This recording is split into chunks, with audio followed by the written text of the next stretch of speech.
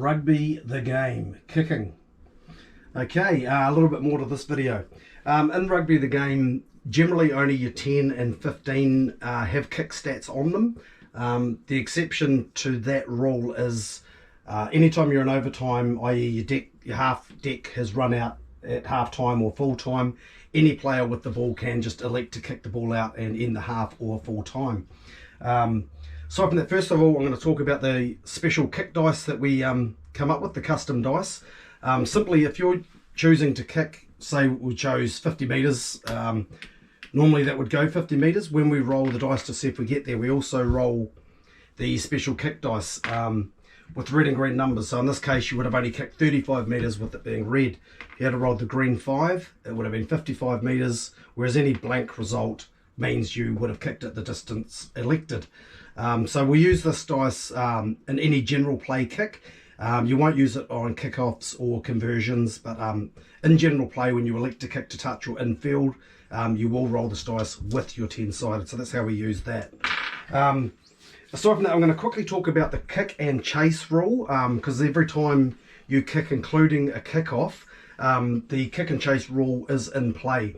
The way that works is if you kick to an opposition player and you have the same player on your side of the field, you have a chance of actually running up and securing that ball back. So for example, in the setup that we've done from earlier, you'll notice both players have a number 7. So if it was a kickoff, for example, and the 10 elected to kick to the 7 and we rolled, that won't do it. But if we happen to roll an 8 or higher with a kick and chase, you would have actually gained the distance and kept the ball. It would then become the other player's turn, but that's how kick and chase works. And just remember, all game that will happen. So if you've got your 12 on the field here and they've got a 12 and you elect to kick to their 12 and you roll and you get an 8 or higher, you would keep the ball at the distance kicked.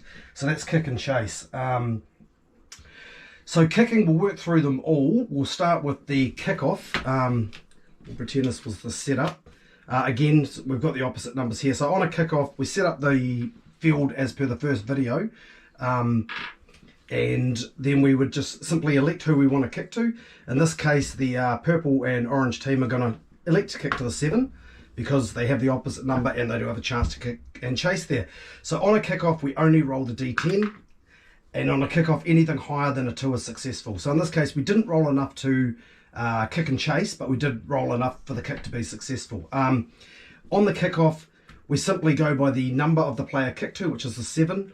And on our field ruler, you'll see the numbers here from 1 to 8, because we always kick off to a forward. It would just simply move that up to the 7. That's the distance you've kicked to. It would then come to the opposition player to roll to catch. On any kick, it's always a 3 or better to catch, unless you have a card or stated ability that changes that. So it's always a 3. Again, one thing I'll bring up too is these referee cards. Use these, especially while you're learning the game. It's got a lot of the information on there. In fact, I'd say 90% of the rules are boiled down onto here, so just bear those in mind. Alright, other kicking in the game. So we've just done kickoff. Kick to touch is one that you'll use a lot. One thing I'll bring up too is in the game, the only players with kick stats are the 10 and 15. So they're the only players that can kick. The exception to that being overtime or full time, where any player can kick. So to kick to touch, we'll say we're here and we've managed to get the ball to the number 10 and he elects to kick to touch. We go by our kick stats. So the number 10's kick stat is 345. What that means is he needs a 3 or higher for the kick to be successful. And he can elect to kick up to 45 metres. So because of where he is, he's going to elect to kick 45 metres, and we would roll the distance dice and the D10. So in this case, he failed the kick, kicking to touch, and it would go 45 metres. So we go 10, 20, 30, 40, 45. Actually, in this case, because he was outside of the 22 and he failed, that would actually be kicked out on the full. So it would just become a line out, opposition turnover line out at that distance. If he was inside the 22 and failed, the ball would be kicked infield, and you would elect one of his players to kick it to at the distance and he could catch that. If the ball kick was successful, we would simply gain the 45 metres and it would be the opposition line out. That's kick to touch. Then we have kick and field, a little bit different. If we elect to kick and field, both players will actually go through their backs, draw out their number 15. Quick shuffle of the deck every time we do that, and you would be kicking to the 15. Same rules apply. We roll both dice, so we're going to go 45 metres. Successful kick. In fact, in this case, remember we have the kick and chase, so we rolled a 9, which actually means we would gain 50 metres because of the +5, 50, and we would keep the ball, and that would then be the opposition's turn. If we didn't roll quite a kick and chase, so we rolled a 7, for example, just off, then it would go to here, and this player would then roll to catch the ball on a 3+, which is always the case on a kick. That's a kick in field. If a kick in field fails, it'll just become a line out at the distance. We'll just assume the ball bounced out. Kick to touch, kick in field.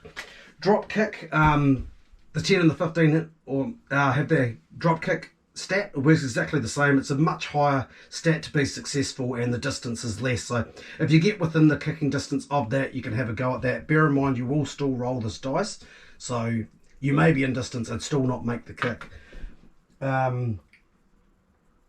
Conversion, if you score a try, obviously you get to do a conversion. Very simple. I call this placing the ball. So we've scored a try, we're going for the conversion, we roll the dice. I rolled a 1, so in this case I will choose higher. You get to choose either higher or lower, and then you'll re-roll 8, so that conversion would have been successful. Note, if I chose an 8 and rolled an 8, that would fail because it's not higher or lower. The only other one we've got is a 22 dropout. Works exactly the same as a kickoff. We use these stats here, except you see the green numbers going the opposite way. So the ball would actually start from the 22, we'd go this way, we'd set it up exactly like a kickoff, kicking to a forward. If we kick to the 2, for example, it would come up to the 2, and we would just carry on as per usual. I think that covers most of the kicking. Just a reminder, use those referee cards. They're got all the information on there. Thank you all.